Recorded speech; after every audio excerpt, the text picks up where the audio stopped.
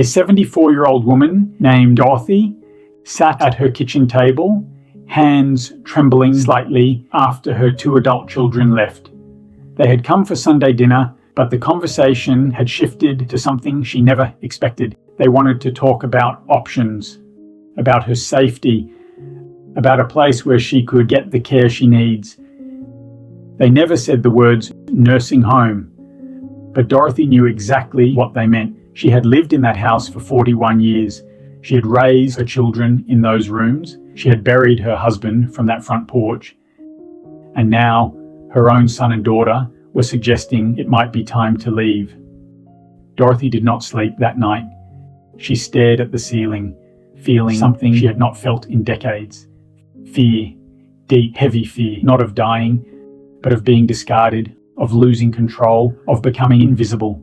If you have ever felt this fear, or if you sense this conversation coming, you are not alone. Millions of seniors face this moment every year. The conversation about care facilities is one of the most painful experiences in family life. It can feel like betrayal, like rejection, like the beginning of the end. But here is what wise seniors understand. This conversation does not have to end the way you fear. You have more power than you realize, and there are things you can do starting today that can change the outcome entirely.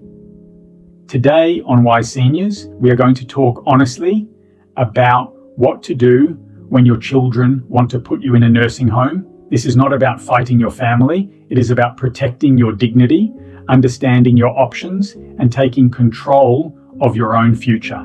And before we begin, please subscribe to Wise Seniors so you never miss guidance that helps you stay independent, respected, and strong.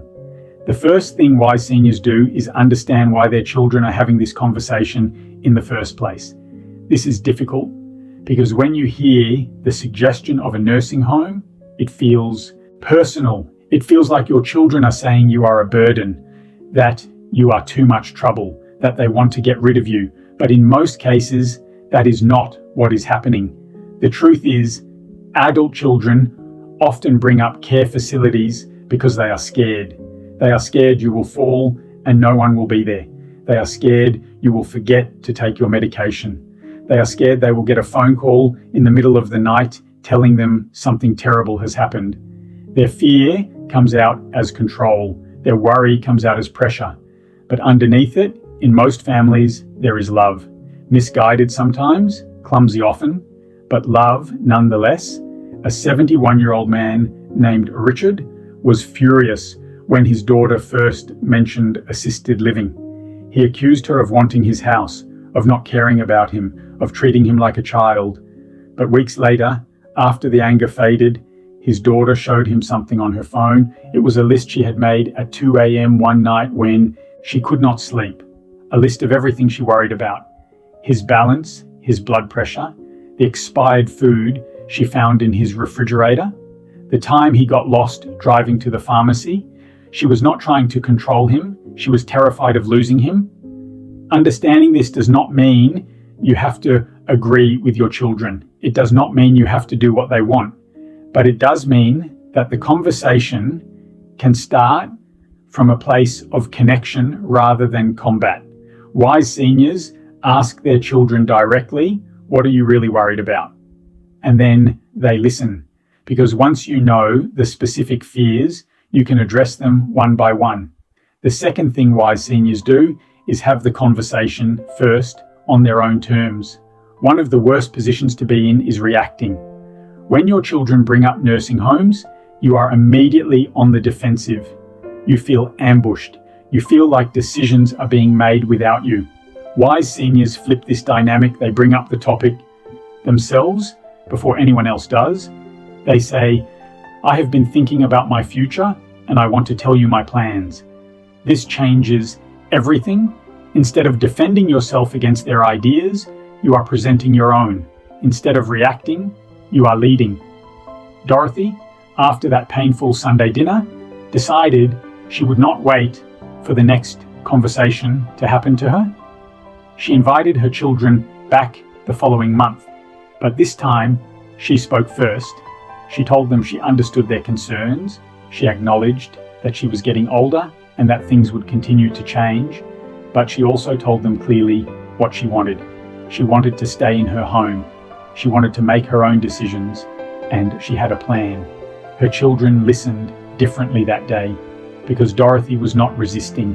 She was leading. If you have not yet had this conversation with your family, do not wait for them to start it. Start it yourself. Write down what you want.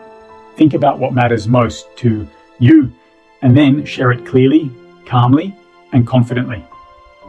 As we continue, remember to subscribe to Wise Seniors. Taking control of this conversation is one of the most important things you can do to protect your independence.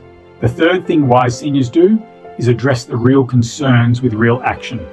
Words are powerful, but actions are proof. If your children are worried about your safety, your health, or your ability to care for yourself, the strongest response is to show them, not just tell them. This means looking honestly at the things that might be causing their concern. Are there fall hazards in your home? Remove them. Is the house cluttered or difficult to navigate? Organize it.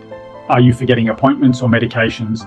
Create systems that prove you are managing. Richard, the man whose daughter had the worry list, decided to take action. He installed grab bars in his bathroom. He started using a pill organizer with alarms. He cleared the rugs that had made his hallway a tripping hazard. He even agreed to wear a medical alert device, not because he thought he needed it, but because it gave his daughter peace of mind. When his daughter visited next, she noticed the changes immediately. She did not say much, but Richard saw something shift in her eyes. The fear softened. The pressure eased. She did not bring up assisted living again for over a year.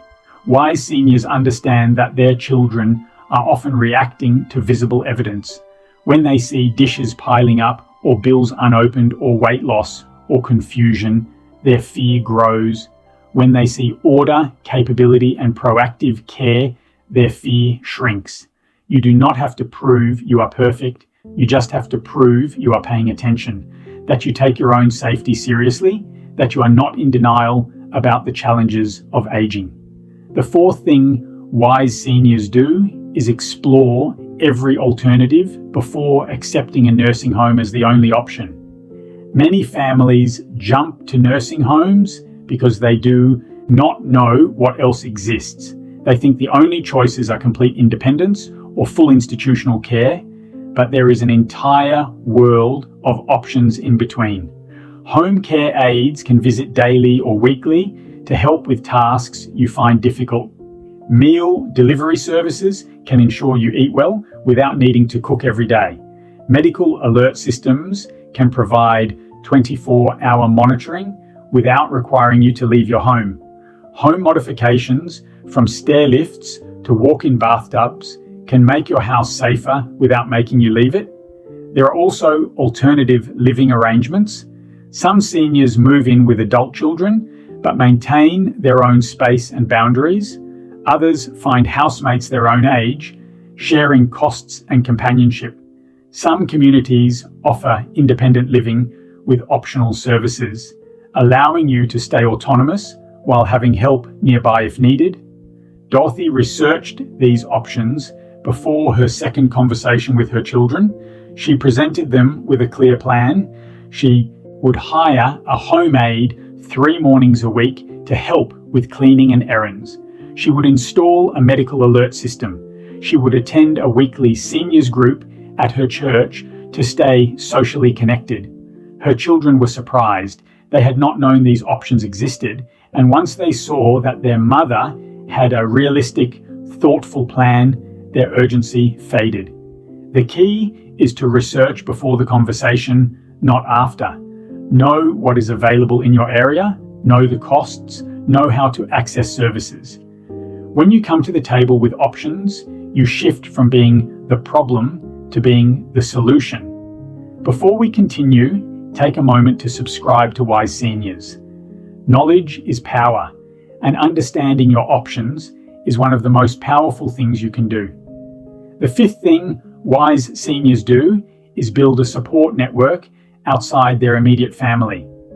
One of the reasons adult children push for nursing homes is that they feel like the entire burden of your care falls on them. They may be working, raising their own children, managing their own health issues. When they look at your needs and their capacity, they feel overwhelmed. A care facility seems like the only way to ensure you are looked after. Wise seniors reduce this pressure by building support beyond their children. This means strengthening friendships, staying connected to neighbours, joining community groups, religious organisations, or senior centres. It means having people who check on you, who notice if something is wrong, who can help in small ways that add up. Richard joined a men's breakfast group at his local community centre. He exchanged phone numbers with 2 neighbours who agreed to check in on each other. He reconnected with a cousin he had not spoken to in years. When his daughter saw that he had a network, that he was not isolated, her fear diminished. She no longer felt like she was the only thing standing between her father and disaster. This is not about replacing your children. It is about relieving them. When they see that you have a community, they feel less desperate. And desperation is often what drives the nursing home conversation in the first place. There is another truth wise seniors must face, and it is not easy to hear. Sometimes a nursing home or care facility is the right choice, not because your children want to get rid of you, not because you are a burden, but because your needs have genuinely exceeded what can be safely managed at home. If you have a serious medical condition that requires round-the-clock monitoring, if you have cognitive decline that puts you at risk of wandering or forgetting to eat, if you have fallen multiple times and home modifications are not enough, in these cases, a care facility is not a prison, it is protection. A 79-year-old woman named Helen resisted the idea of assisted living for 2 years. She was fiercely independent. She refused to discuss it. But after her third fall, one that broke her hip and left her on the floor, for 6 hours before anyone found her, she reconsidered. She moved into a small assisted living community near her daughter's home. It was not what she had wanted, but she discovered something unexpected. She made friends. She had meals with other people instead of eating alone. She felt safer. And her relationship with her daughter improved because her daughter was no longer consumed by worry. Helen told a visitor months later, "I wish I had not fought so hard. I thought moving here meant giving up, but I did not give up. I just changed where I live." Wise seniors know the difference between fighting for independence and fighting against reality. They stay honest with themselves about what they can and cannot do.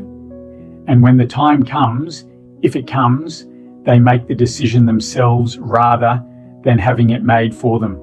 What matters most in all of this is dignity. Whether you stay in your home until your final breath or move into a care facility next year, what matters is that you are treated with respect, that your voice is heard, that you are part of the decision, not the subject of it. You have the right to make your own choices. You have the right to take risks. You have the right to live according to your values, even if your children disagree. But you also have responsibilities to take your health seriously, to be honest about your limitations, to make plans rather than burying your head in the sand. The seniors who navigate this season best are the ones who lead. They do not wait for the conversation to happen to them. They do not react with anger and denial. They prepare, they research, they communicate, they build support, and they stay flexible enough to change course if circumstances demand it. Dorothy still lives in her home, 3 years after that first painful Sunday dinner. She has made adjustments. She has accepted help, but she made those decisions herself on her own terms. Her children respect her more now, not less, because they see a woman who is facing aging with courage, not fear. Richard is still in his house too, though he knows that may not last forever. He has told his daughter that if the time comes, he will listen. But for now, he is proving every day that he can manage, and that proof has earned him the freedom he wanted. Helen is in assisted living, and she has made peace with it. She says her only regret is the years she spent being afraid of something that turned out to be bearable. If you are facing this conversation, or if you sense it coming, here is what I want you to remember. You are not powerless, you have options, you have rights, and you have wisdom that comes from a lifetime of experience. Do not wait for your children to lead this conversation. Lead it yourself. Understand their fears and address them with action. Explore every alternative, build a support network, and stay honest with yourself about what you truly need. This is your life, your home, your future. And as long as you are capable of making decisions, those decisions should be yours. Thank you for spending this important time with Wise Seniors. If this message gave you courage, clarity, or hope, please subscribe so we can continue sharing wisdom that protects your independence, your dignity, and your peace of mind. You are not a burden. You are not disposable. You are a person who deserves respect, choice, and love. Never forget that.